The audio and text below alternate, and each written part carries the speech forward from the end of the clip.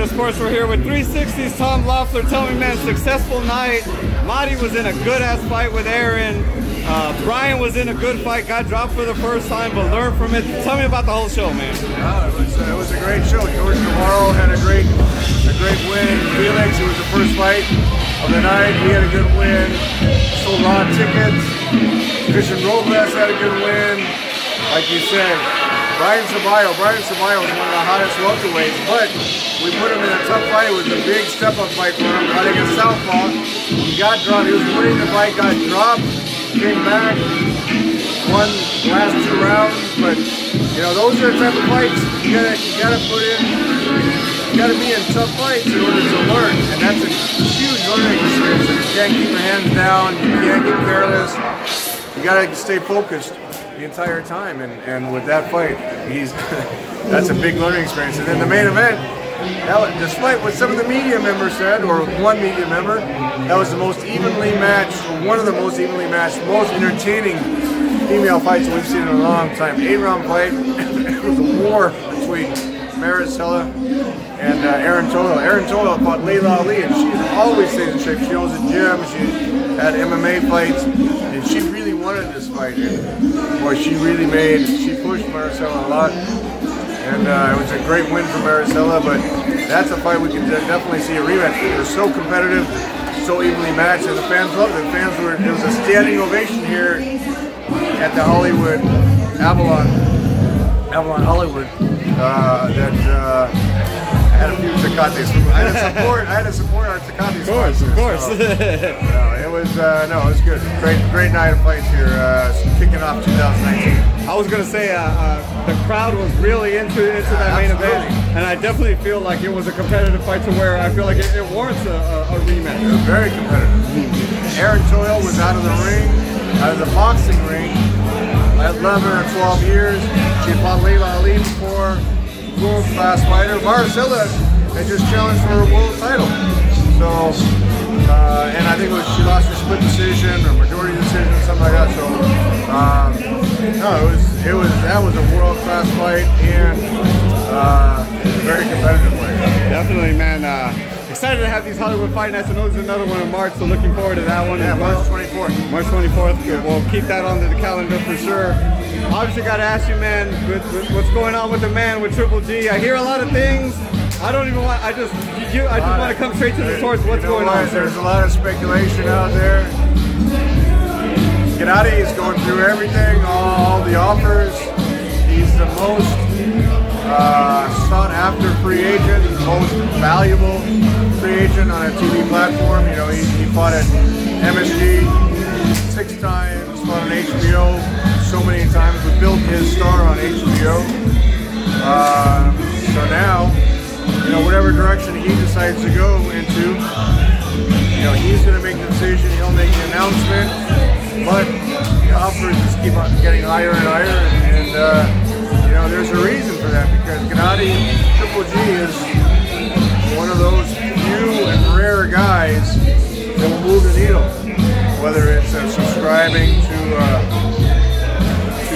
app or watching it on open TV.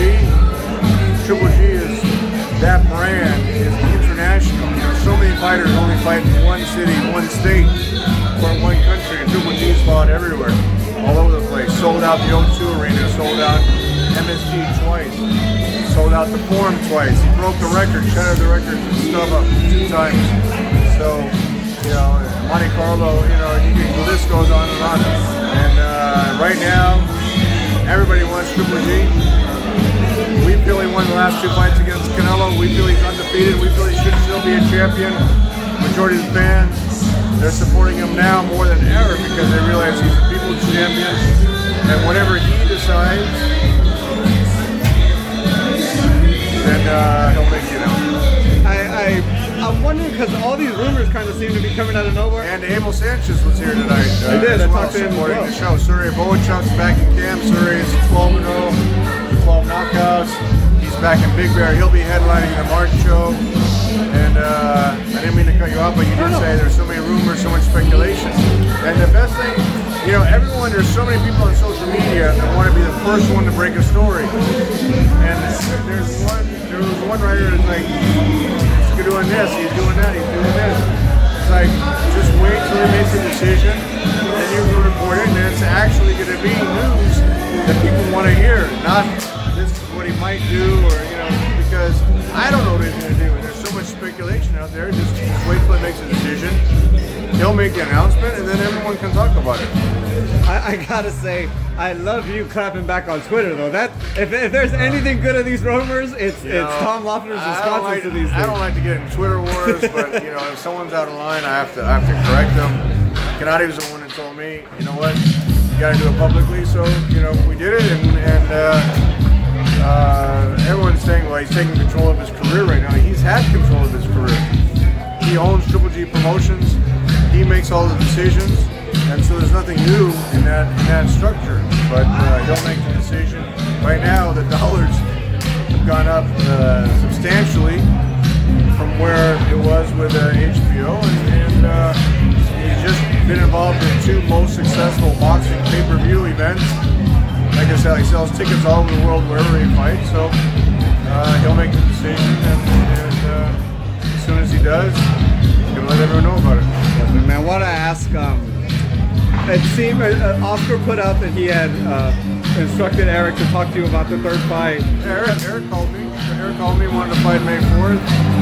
I know, you know, there was also on social media, I had said something about, I had given an interview about Canelo wasn't going to fight Danny Jacobs May 4th, and that was the case. Until that interview was before David Lemieux self-destructed. We have a lot of respect for David Lemieux. He was the only champion, the first champion to ever put his title on the line to unify with Triple G. So many champions vacated their titles. Canelo was a WBC champion. He vacated his title. Daniel Deal at the time when the WBA mandated had to fight Triple G, vacated the title. Danny Jacobs skipped the 2nd day weigh-in for the IBF. If Triple G wouldn't have done that 2nd day weigh-in, he would have lost his IBF title.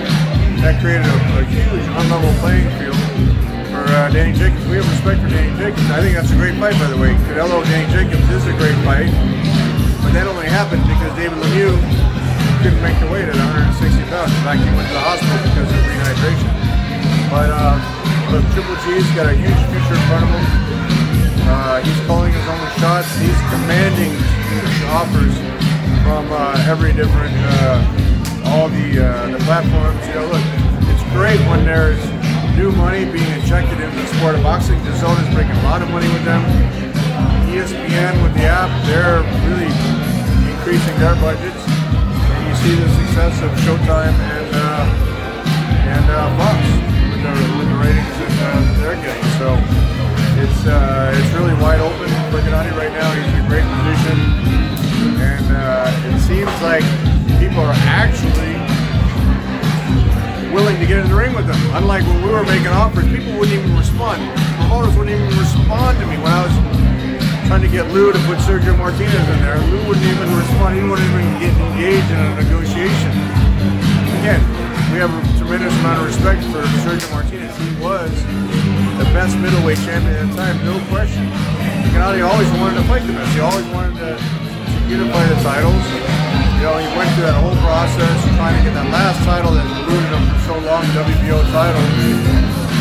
Billy Joe Saunders had Dmitry Biyarov not gotten injured, he would have gotten that WBO title.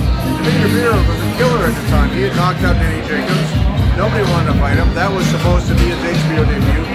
Biyarov got injured, so he fought Proxima, defending his title. But look, it's a great future for Triple G, brand, and Triple G Promotions, where I know he's going to sign a lot of fighters. He's got Ali Akhmedov under his promotional banner, and so many fighters look up to him, not only because of his character inside the ring, but what he represents for the sport of boxing outside the ring. And, you know, I think he really, whatever decision he makes, he moves. The reason why people are so interested is because he not only moves his career, but so many other fighters that want to be associated with him will move in that direction as well. question, as far as with the PBC, obviously Charlo's over there. There's a lot of junior middleweights as well. It's a great fight, by the way. Charlo's done a tremendous job marketing himself. Social media. The Charlo twins have they had their own show, the main event, the co-main event. I think that's a great fight with Charlo. Charlo has a lot of buzz around him. If he decides, you know, there's so many moving parts. First he decides the TV platform, then the date, then the venue, then the opponent. And it's like it's pretty complicated because if you go one direction, you'll have these opponents available. If you go a different direction, you'll have those opponents. And so there's a lot of moving parts. But that's a fight that I think is a great fight. I think it's a very competitive fight. I think Charlo, like I said, made a great name for himself. I think Triple G wins that fight, but it's extremely competitive. Charlo is an up-and-coming guy. He's the mandatory contender for the WBC for Canelo. So we have a lot of respect for what he's accomplished, and that would be one of the many great matches, whether it's a third fight with Canelo, whether it's a rematch with Jacobs. There's so many great fights out there. Saunders, which was so elusive for him. Yeah, so it's a great time for where working on his hat right now. He's got so many endorsement deals. He's a global ambassador for Jordan, for Chivas, for Tecate, who sponsored this event tonight. For Hublot, sold out his third edition of the Hublot watch. They make 100 watch limited editions, and he sold out 3 in a row.